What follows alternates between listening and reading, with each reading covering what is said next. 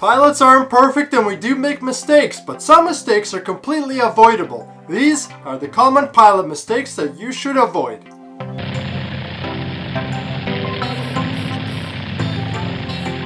Welcome back, aviators. As I have talked about in my previous videos, aviation is all about safety and trapping errors. However, we are all humans, and human error happens all the time. But with the right training and knowledge, you can avoid these 9 common pilot mistakes that will set you up for a successful aviation career. So here they are. So the first and most common mistake pilots make is actually being afraid to make a mistake.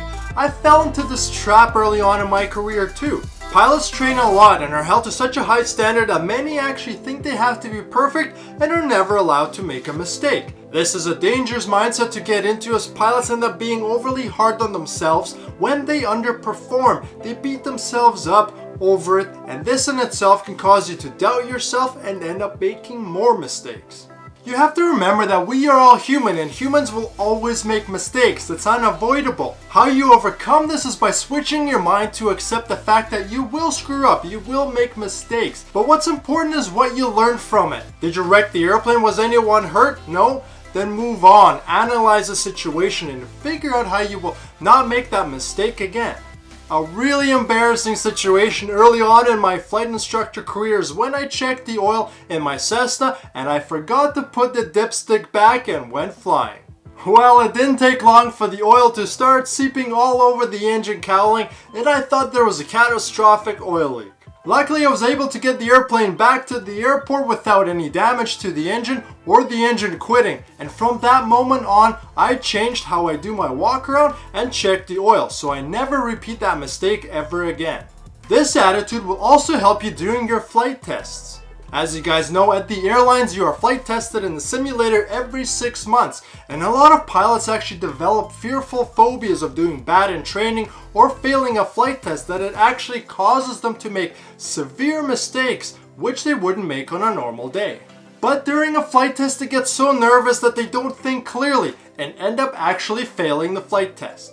This in turn makes them more scared of failing a flight test, that again the fear overwhelms them. Before every flight test, the examiner even tells you if you make a mistake, don't dwell on it, move on, and if the flight test is still going, you haven't failed. Of course, you have to come to training prepared, as failing to prepare is planning to fail.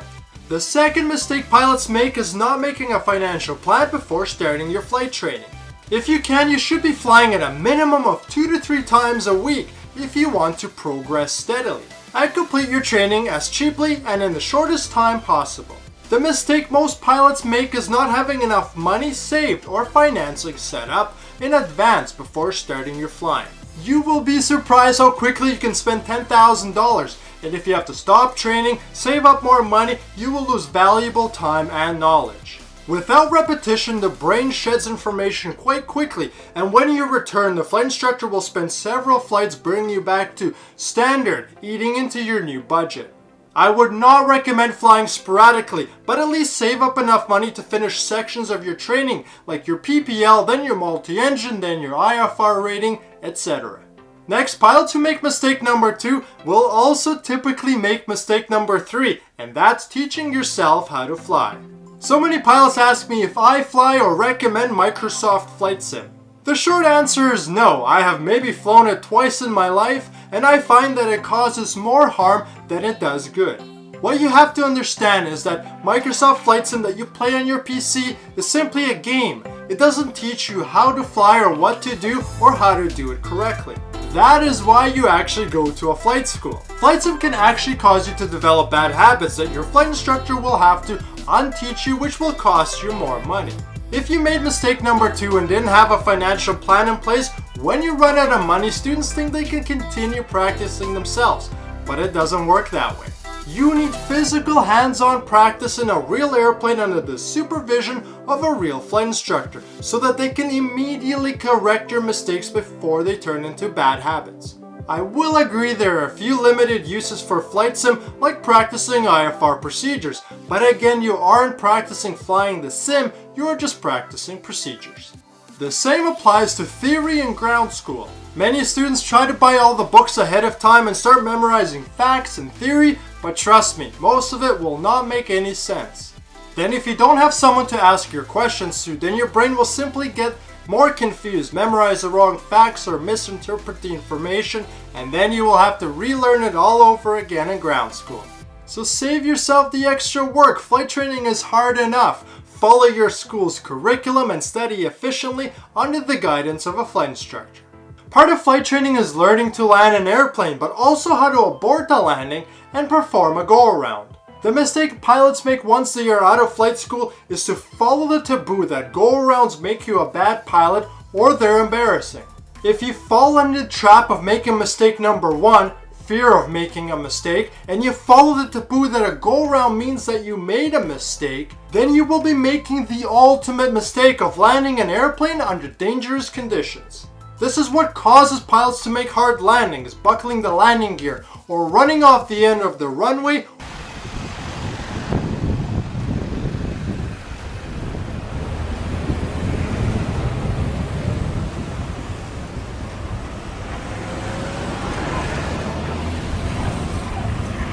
Dude, that guy's gotta stop. Whoa! Or worse, flipping an airplane. Wear your sunscreen, wear everything. Yeah. Wow, what a thing. And I am. A landing can never be forced, and if a safe landing cannot be made, your job and responsibility as a pilot is to do a go-around. I have seen far too many incidents and accidents in my time, and I hope to stop this trend that a go-around means that you are a bad pilot. It doesn't matter if you actually made the mistake and put yourself in a bad spot for landing. We've all done it, either by trying to be a hotshot and making the approach too tight, or getting behind the airplane. It doesn't matter the reason. What matters is that in that moment, you decide to abort a dangerous approach, regroup, and land the airplane safely. Once you are on the ground with the engines shut down, you can analyze what happened and avoid making that mistake in the future. Do not be a statistic. Mistake number 5 that is closely related to mistake number 4 is the attitude of getting the job done. As pilots, we always want to prove ourselves, show our employer and other pilots how awesome we are. And that attitude often leads you to pushing your own limits just to get the airplane where it has to go. Often this is associated with weather, and there are so many accidents that have been caused by weather and pilots pushing limitations just to accomplish their mission. Remember, your job as a pilot is to get the airplane safely from point A to point B, the key word being safely. If that means going to point C or to your alternate, then that is what you are getting paid to do. You will never get a medal or a pay raise from your employer if you land an airplane in bad weather or push limitations.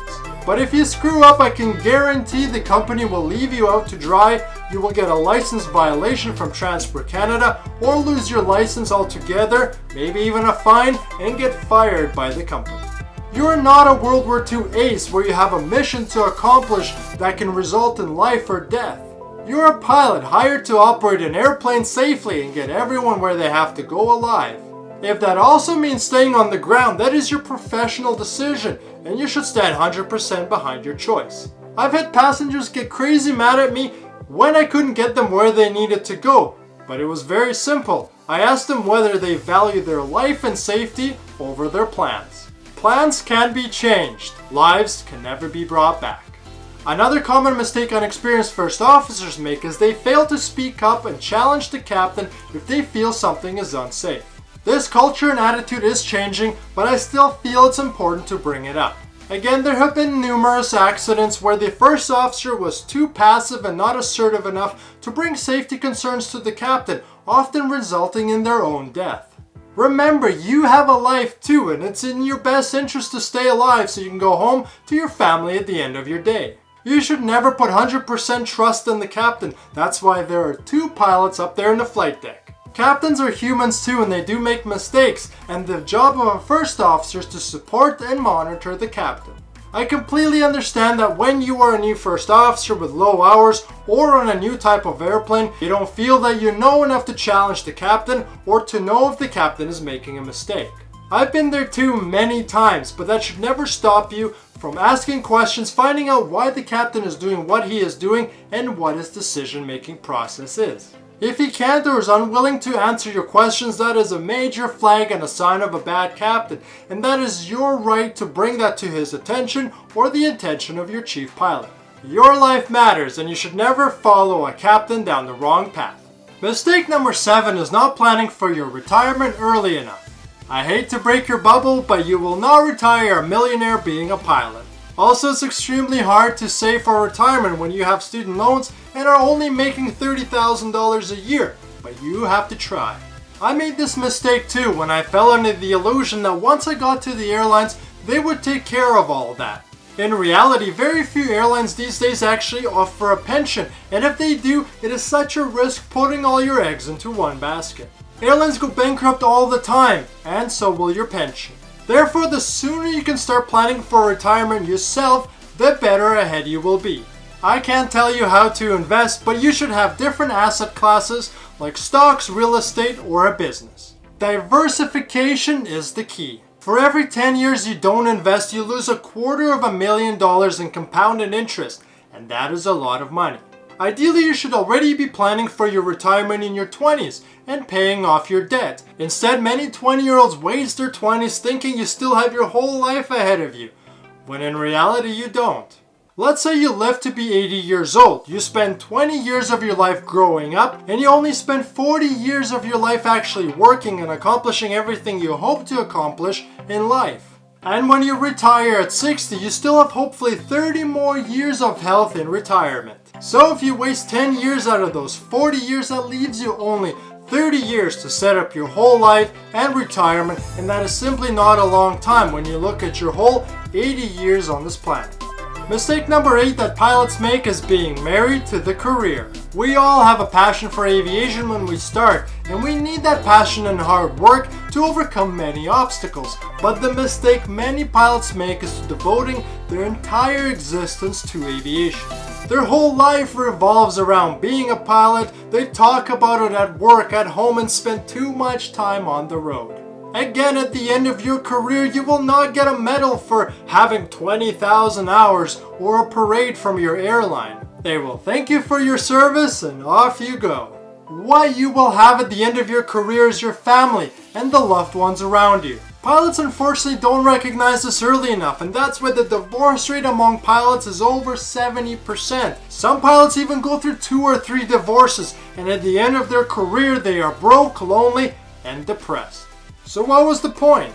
I love flying and being a pilot, but when I'm home, I leave aviation behind and have my real life, my family, my business, and my hobbies like this YouTube channel. I am able to talk about other topics other than flying and diversify my interests. You only have one life to accomplish anything you want in this world, so don't waste the opportunity. And the last mistake, very similar to number 8, is chasing metal. Some pilots want to fly bigger and bigger airplanes, and they will never be happy until they get to the very top, like an Airbus 380 or 747. Therefore, every pilot at some point has to set their priorities, and whether it's going to be family or work, you rarely get both. If you pick family, prioritizing your base and minimizing your commute is the goal, and it's easier to accomplish that on a smaller aircraft flying domestic. If you want to go for the big guns, the wide-body aircraft, go big or go home, then you will have to sacrifice your family and relationships. Reason being is because the seniority of those aircraft is super high and the company gets to dictate your base. If you're going all the way to a Boeing 747 or Airbus 380, well, not many companies fly those, so you will have to switch companies, maybe even countries, and move. Switching companies so frequently and dragging your family across the world can cause damage to your relationships. And if this is a realistic goal of yours, then you have to make a plan on how to do that with your family.